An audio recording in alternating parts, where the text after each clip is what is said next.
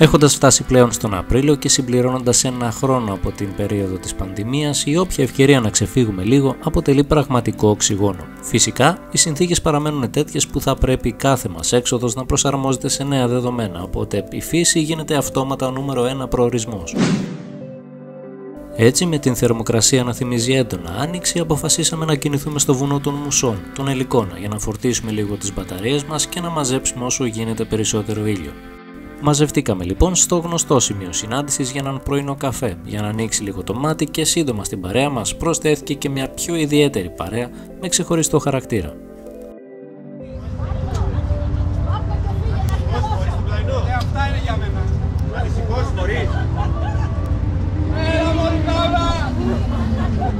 Εφοδιασμένοι με όλα τα απαραίτητα και αφού χαιρετήσαμε τους συντρόχους μας, κάναμε μια επισκόπηση της διαδρομής και ξεκινήσαμε με προορισμό τις Ερυθρές.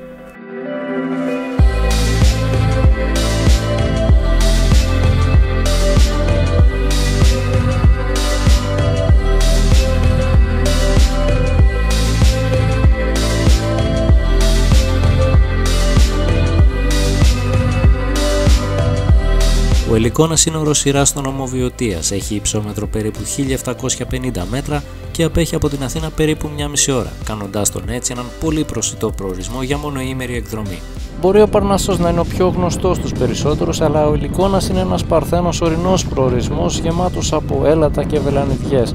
Τα πιο γνωστά χωριά που αξίζει να επισκεφτεί κανείς είναι το Κυριάκι, που είναι ένα πανέμορφο κεφαλοχώρι, ο Ελικόνας, όπου μπορείτε το χειμώνα να βρείτε και μια μικρή λίμνη, η Αγία Άννα, η Κορώνια και φυσικά το οροπέδιο της Αρβανίτσας, που είναι ένας από τους δύο προορισμούς μας για σήμερα. Η επιλογή της διαδρομής μέσω Ερυθρών δεν ήταν φυσικά τυχαία. Πολύ καλό οδόστρωμα σε αρκετά σημεία και αρκετές στροφές για παιχνίδια δίνουν πολύ περισσότερο ενδιαφέρον από τις ευθείες της Εθνικής Οδού. Παρότι προσθέσαμε περίπου 20 λεπτά περισσότερης διαδρομής, όσοι έχετε μηχανή να προτιμήσετε αυτό το δρόμο, έχοντας όμως στο μυαλό σας ότι σε κάποια σημεία θέλει ιδιαίτερη προσοχή.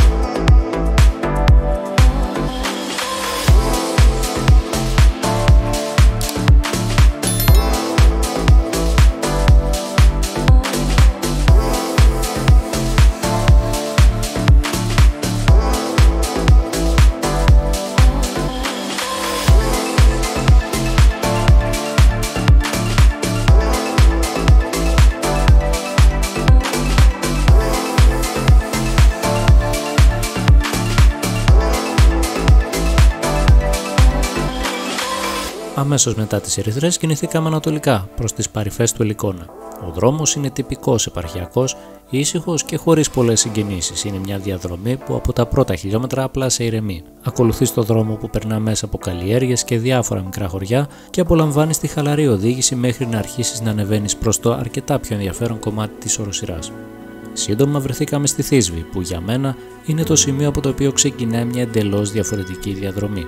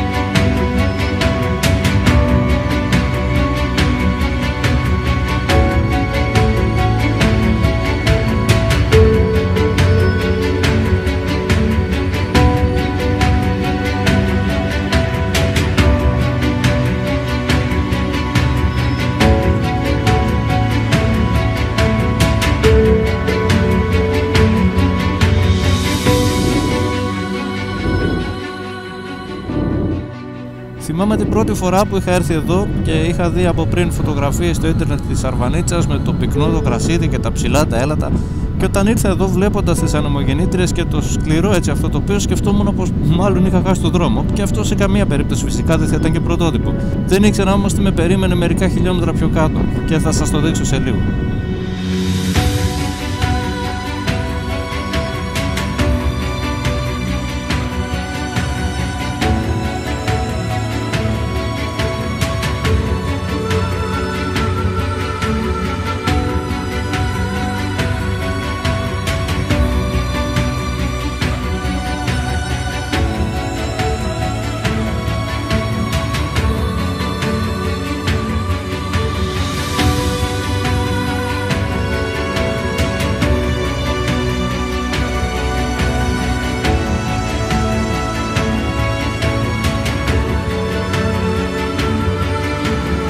Ανεβαίνοντας στο άγριο τοπίο του Ελικόνα με τις ανεμογεννήτριες από τη μία και την πεδιάδα της Βιωτίας από την άλλη, ξαφνικά, σαν να γύρισε η φύση το διακόπτη, το σκηνικό άλλαζε σε κάτι εντελώς διαφορετικό.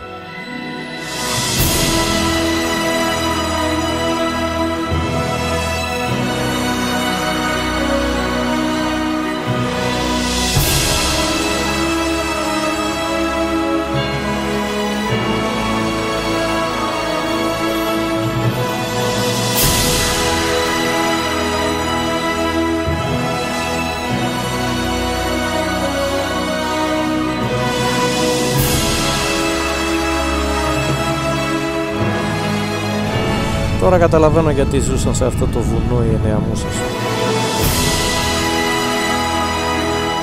Το οροπέδιο της Αρβανίτσας είναι ένας από τους πολλούς κρυμμένους θησαυρούς σε αυτή τη χώρα. Είναι ό,τι πιο όμορφο στην ευρύτερη περιοχή της Βιωτίας, ένα καταπράσινο μαγευτικό τοπίο κρυμμένο ανάμεσα σε πυκνά έλατα. Βρίσκεται σε υψόμετρο 1000 μέτρων, περιβάλλεται από ψηλές κορυφές που δημιουργούν μια αλπική αίσθηση και πέρα από το χώρο αναψυχής αποτελεί και εφαλτήριο για οργανωμένες πεζοπορίες.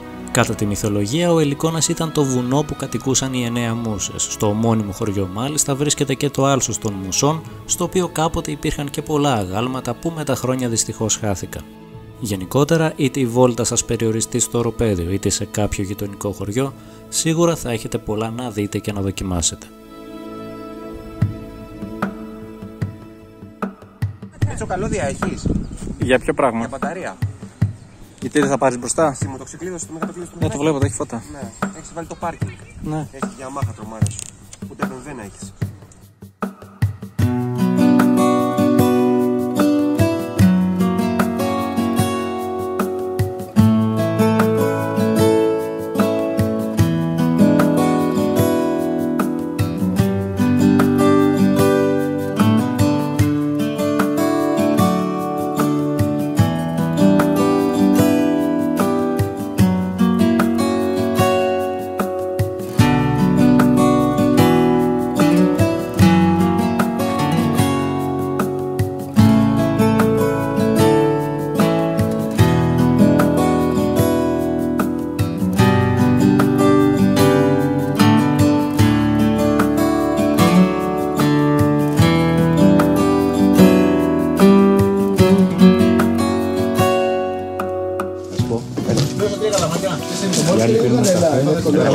Με θερμό. Εμείς θα πιούμε αφρόγαλα.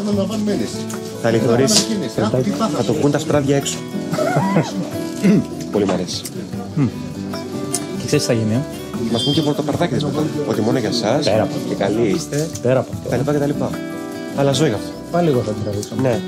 Θα σου πει εσύ δεν μίλησες καλά, αυτός θα πει για μένα. Άντε αυτός. Εσύ. Σαν να τον ακούω.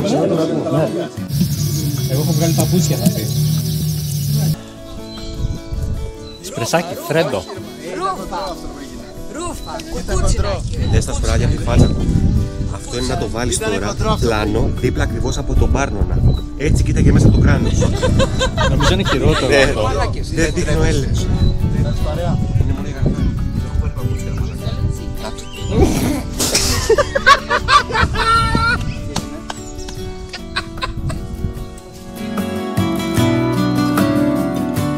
Η Αρβανίτσα είναι ένας συχνός προορισμός μου, λίγο η διαδρομή, η ηρεμία που σου βγάζει αυτό το μέρος, Η οργάνωση με το αναψυκτήριο για καφέ ή φαγητό και γενικότερα η χαλαρότητα που σου προσφέρει αποτελούν μια κοντινή οάση μακριά από την πόλη. Μάλιστα το καλοκαίρι, εδώ διοργανώνεται τα τελευταία χρόνια και ένα μουσικό φεστιβάλ που διαρκεί 3 ημέρες και στο οποίο παίρνουν μέρος σημαντικοί καλλιτέχνες. Η μουσική μας βέβαια για σήμερα ήταν το απαλό δροσερό αεράκι που σε συνδυασμό με τα μαγικά τάπερ που θα καλύψουν την πείνα μας, την καλή παρέα και τον ήλιο μας προσέφεραν μερικές ώρες χαλάρωσης πριν συνεχίσουμε την εκδρομή μας αργότερα για κάτι εντελώς διαφορετικό.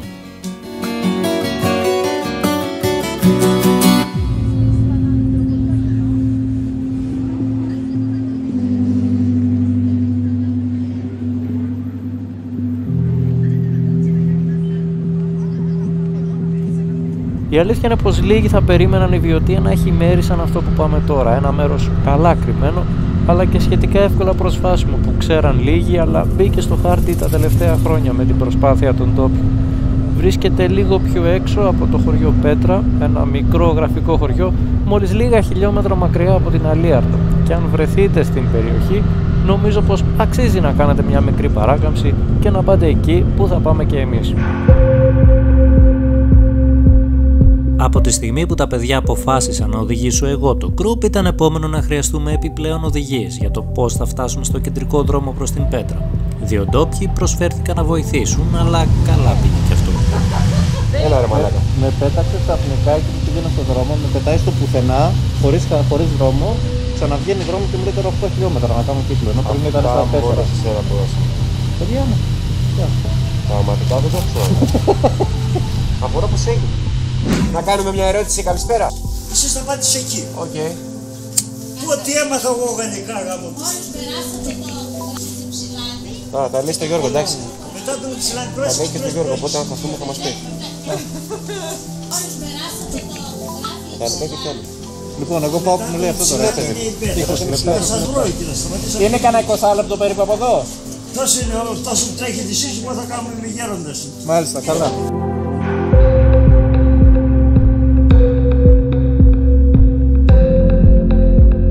Αφού οδηγήσαμε για μερικά χιλιόμετρα στον κεντρικό οδικό άξονα προς Αλίαρτο, στρίψαμε στην πινακίδα που οδηγεί στο χωριό Πέτρα. Περάσαμε μέσα από τα πρώτα σπίτια και σύντομα βρεθήκαμε σε ένα βατό χωματόδρομο που σταματάει σε ένα διαμορφωμένο πλάτωμα. Περπατήσαμε γύρω στα 150 μέτρα ανάμεσα στα πυκνά δέντρα, δίπλα σε τρεχούμενο νερό, μέσα σε μια δροσερή ατμόσφαιρα. Σημάδι πως φτάσαμε στον υψηλότερο καταράκτη της Βιωτίας, τους καταράκτες Πέτρας.